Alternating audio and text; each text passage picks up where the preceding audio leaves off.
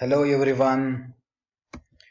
Let's begin the session with the second topic. Okay, that is hospital pharmacy. Okay, the backbone. Okay, why we call it as the backbone? Because every pharmaceutical organization, okay, the main department is the hospital pharmacy. Okay, generally we call it as a medical stores. Okay, I would like to make the comparison between the first topic with the second topic. Okay, first topic name is hospital and number second topic is the hospital pharmacy. Okay, in the first topic we learn about hospital. Okay, after pass out of your D pharmacy course, the immediate effective any area is the hospital pharmacy. Okay,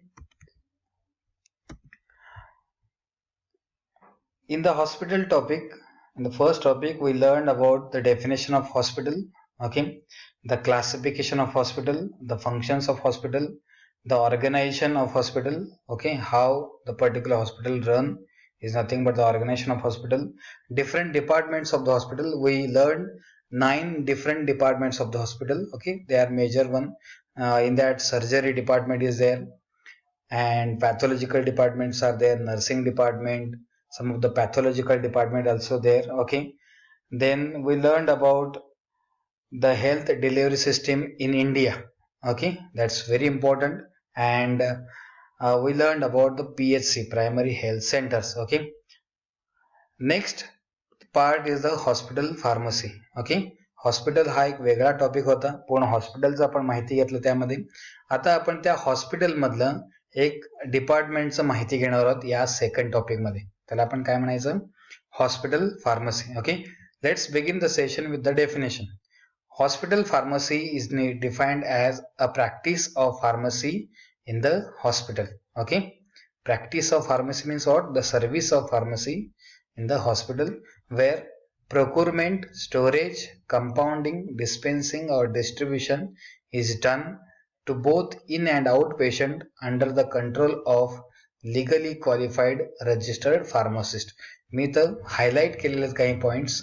okay, हे तुमच्या definition मध्ये हे points यायला पाहिजे. Okay, first point is a procurement. Procurement या शब्दाचा अर्थ होतो परचेस. ओके, आपण काही मेडिसिन मागवतो. ओके, परचेस म्हणजे काय? काही मेडिसिन मागवणं. नेक्स्ट आहे स्टोरेज. ओके, ते साठवून ठेवणं. कंपाऊंडिंग, काही मेडिसिन स्वतःहून बनवणं, हॉस्पिटल फार्मसीचं काम आहे. नेक्स्ट आहे डिस्पेन्सिंग, जे तयार केलेले मेडिसिन असतील किंवा ऑलरेडी इंडस्ट्रीमधून मॅन्युफॅक्चर झालेले मेडिसिन असतील ते देणं. ओके, त्याला आपण डिस्पेन्सिंग किंवा डिस्ट्रीब्युशन म्हणतो आपण. म्हणून आपल्या फार्मासिस्टला शक्यतो कंपाऊंडर किंवा डिस्पेन्सर असंही म्हणतात. Okay, is done to the both in and out patient. In patient म्हणजे कोण? जे ऍडमिटेड आहेत हॉस्पिटलमध्ये त्यांना आपण इन पेशंट म्हणतो, IPD section. And out patient म्हणजे काय? जे प्रॉपर ट्रीटमेंट घेऊन त्यांच्या घरी ते बेड रेस्ट करत असतात त्यांना आपण आउट पेशंट म्हणतो. Okay, under the control of legally qualified registered pharmacist. Okay, registered फार्मसीच्या अंडर आपण जे सगळे गोष्टी करतो आपण. ओके, परचेस करणं, स्टोरेज करणं, compounding and dispensing. Okay, to both in and out patient. Okay, त्याला आपण काय म्हणायचं? हॉस्पिटल फार्मसी म्हणायचं. ओके, कळतं? आता नेक्स्ट बघा, एम्स और ऑब्जेक्टिव्ह ऑफ हॉस्पिटल फार्मसी. त्याचे काय उद्दिष्ट आहेत बघा, काय ध्येय आहेत एम्स आणि ऑब्जेक्टिव्ह हॉस्पिटल फार्मसीचं. हे हॉस्पिटल फार्मसी तयार करण्यामागचं काय हेतू आहे त्यांचा ते बघूया आपण. The objective are design to fulfill the legal aspects as mention under the pharmacy act 1945 and execute them in the following purposes. Okay, pharmacy act 1945 नुसार हे काही ऑब्जेक्टिव्ह तयार करण्यात आलेले आहेत हॉस्पिटल फार्मसी संदर्भात. ओके, फर्स्ट बघूया आपण. To render the service in a professional manner. Okay, या शब्दाचा अर्थ होतो रेंडर या शब्दाचा to give the service in a professional manner. Okay, professional म्हणजे काय? The person who have all technical as well as practical knowledge. We call it as professional person. Okay, त्याला subject बद्दल पूर्ण माहिती असेल आणि प्रॅक्टिकल नॉलेज सुद्धा असेल. एक्सपिरियन्स असेल त्याला आपण काय म्हणायचं, professional person. Okay. To work with ethics and follow the code of conduct on hospital pharmacy. Okay. या पर्टिक्युलर वर्डचा अर्थ काय होतो बघा, to work with ethics. Ethics म्हणजे काय, बेसिक व्हॅल्यूज, आपण मूल तत्व ज्याला म्हणतो आपण. And follow the code of conduct. Code of conduct म्हणजे काय, the set of rules and regulations conducted by the hospital pharmacy. जे रूल्स अँड रेग्युलेशन सेट केलेले आहे त्याच्यावरती हे हॉस्पिटल फार्मसी रन व्हायला पाहिजे. Next time number third, to implement the policies and standards laid down by the PTC. Okay. To implement म्हणजे काय, to implement means to impart the policies, okay, and the standards laid down by the PTC. PTC म्हणजे काय, pharmacy and therapeutic committee. Okay. हे committee असतं, त्यामध्ये बघा, a group of doctors and pharmacist that suggest the rational selection and safe use of drugs. Okay. Safety आपण check करतो एखाद्या particular ड्रगचा, त्याच्यानंतर तो डिसिजन झाल्यानंतरच आपण ते ड्रग प्रिस्क्राईब करतो. Next, to act as a counseling center, okay, to the patient as well as the medical staff. Okay. Counselling centre म्हणजे काय, समुपदेशन केंद्र. आपण या केंद्रामध्ये पर्टिक्युलर पेशंट साठी किंवा हॉस्पिटल स्टाफ साठी आपण काय करतो, एक ट्रेनिंग सेंटर आपण म्हणून ऍक्ट होतो. ओके. इथे सर्व माहिती त्या ड्रग बद्दल, त्या डिसीज बद्दल मिळतं. काउन्सिलिंग सेंटर आपण म्हणतो त्याला. Okay. To improve the management skills and GMP GLP services for better care. Okay. to improve the management skills, okay, in the hospital pharmacy. GMP GLP म्हणजे काय, गुड मॅन्युफॅक्चरिंग प्रॅक्टिसेस. ओके. आपण इथे एक शब्द होता बघा, कंपाऊंडिंग. ओके. म्हणजे आपल्याला चांगले मेडिसिन बनवता आलं पाहिजे. ओके. त्याला आपण कंपाऊंडिंग म्हणतो, GMP प्रॅक्टिस म्हणतो आपण त्याला. आणि GLP म्हणजे काय, good laboratory practices. Okay. Services for better patient care. Okay.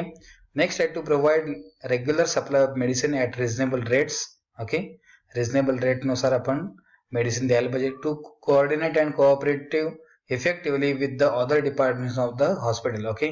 Other department सोबत आपण सुद्धा आपले कोऑपरेशन असलं पाहिजे. To appoint skilled and trained registered pharmacist to serve in the hospital. Okay. Appointment आपण अशा व्यक्तीचं केलं पाहिजे ज्याच्याकडे स्किल आहेत. ओके. सगळे हे पॉलिसी इम्प्लिमेंट करणं, काउन्सिलिंग सेंटरमध्ये त्याचं काम करणं. ओके. हे सगळे स्किल असले पाहिजे त्यांच्याकडे, आणि ट्रेंड सुद्धा असला पाहिजे pharmacist. Okay. To serve in the hospital. Okay. Next part आहे functions of hospital pharmacy or role of hospital pharmacist. Okay.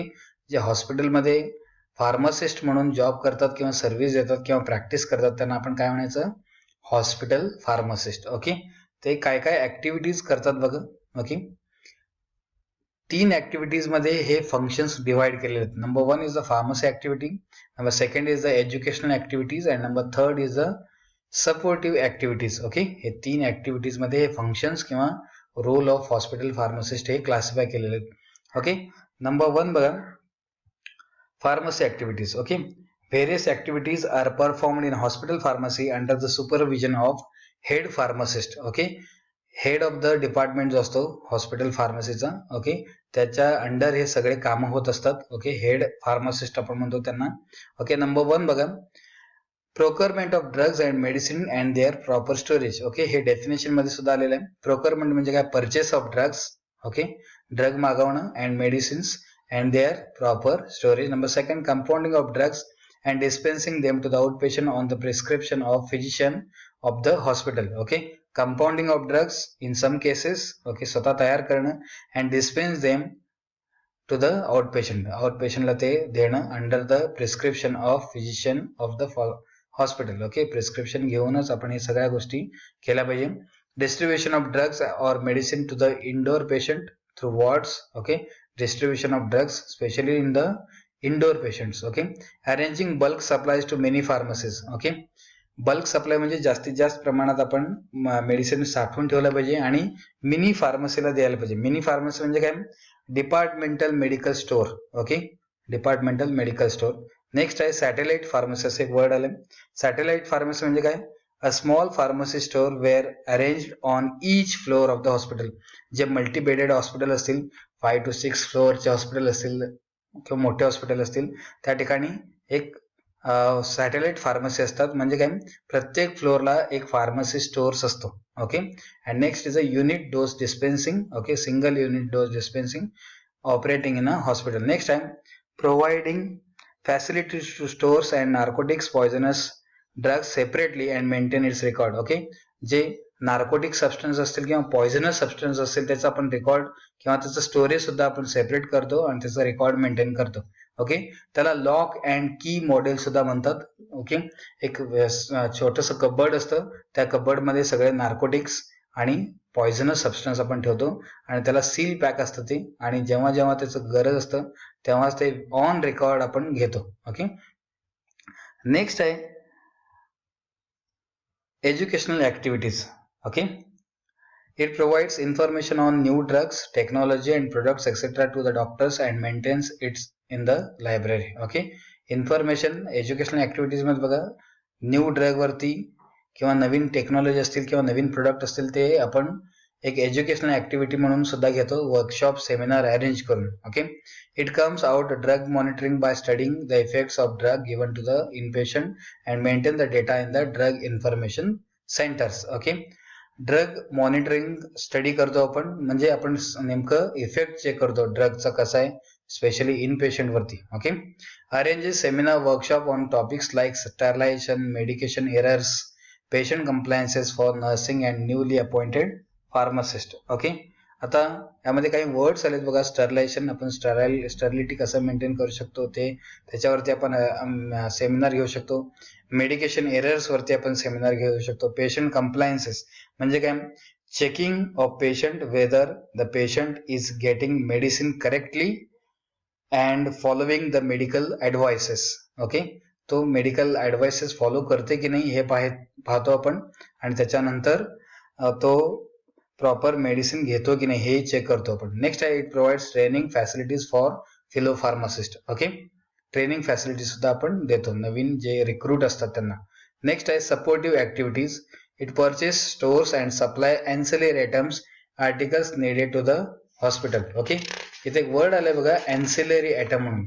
Okay, ancillary item म्हणजे काय, it provide necessary supporting services. Okay, supporting necessary services, ancillary items म्हणजे hospital pharmacy councils patient on prescribe drugs especially to the out patient. Okay, out पेशंटला आपण counselling centre म्हणून पण act करतो. It maintains detail accounts of purchase, receipts and supply of drugs and medicines and furnish them to the account departments. Okay, या supportive ऍक्टिव्हिटीचा सगळ्यात महत्वाचा role काय, तो त्याचे सगळे रेकॉर्ड्स मेंटेन करतो, स्पेशली परचेसिंग रेकॉर्ड. जितकं आपण ड्रग खरेदी केलेले आहे त्याचे रेकॉर्ड मेंटेन ठेवतो, त्याचे सगळे रिसिप्ट आपण ठेवतो, अँड सप्लाय ऑफ ड्रगचे सुद्धा सगळे इन्फॉर्मेशन आपण ठेवतो, आणि हे सगळे इन्फॉर्मेशन आपण अकाउंट डिपार्टमेंटला फॉरवर्ड करतो. ठीक आहे, कळतं. हे तिन्ही फंक्शन्स खूप इम्पॉर्टंट आहेत, लक्षात ठेवा. फार्मसी ऍक्टिव्हिटीज त्यामध्ये 4-5 पॉईंट आहेत, एज्युकेशनल ऍक्टिव्हिटीज 4 पॉईंट्स आहेत, आणि सपोर्टिव्ह ऍक्टिव्हिटीज मध्ये 3 पॉईंट्स इन्क्लूड करण्यात आले आहेत. Okay, exam point of view हा खूप महत्वाचा क्वेश्चन आहे. विचारतात की role of pharmacist. Okay, write the role of hospital pharmacist. 3 to 4 marks साठी हा क्वेश्चन येतो.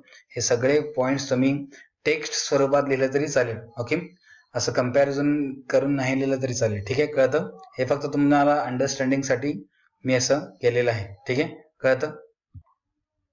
आता या टॉपिक मध्ये आतापर्यंत झालेला पार्ट म्हणजे सगळ्यात महत्वाचं म्हणजे definition of hospital pharmacy. Okay, हे त्यामध्ये सगळे वर्ड्स खूप महत्वाचे आहेत. ओके, प्रोक्युरमेंट, स्टोरेज, कंपाऊंडिंग, डिस्पेन्सिंग और डिस्ट्रीब्युशन. ओके, आणि त्याच्यानंतर हे 8 ऑब्जेक्टिव्ह. ओके, हे सगळे पाठ करा तुम्ही. ओके, हे खूप एक्झाम पॉईंट ऑफ व्ह्यू खूप इम्पॉर्टंट आहे. याच्यानंतर याच्यामधलं काही कळत नसेल तर विचारा तुम्ही. ओके, सगळे वर्ड्स जे आहेत हे खूप इम्पॉर्टंट वर्ड्स आहेत. ओके, ते पाठ करा. त्याच्यानंतर रेग्युलर असाइनमेंट सेंड करा. अजूनही काय बऱ्याच मुलांचे असाइनमेंट्स आलेले नाहीत. ओके, असाइनमेंट रेग्युलर करा म्हणजे तुमचा पार्ट हा कव्हर होऊन जाईल. ठीक आहे, कळतं. थँक्यू.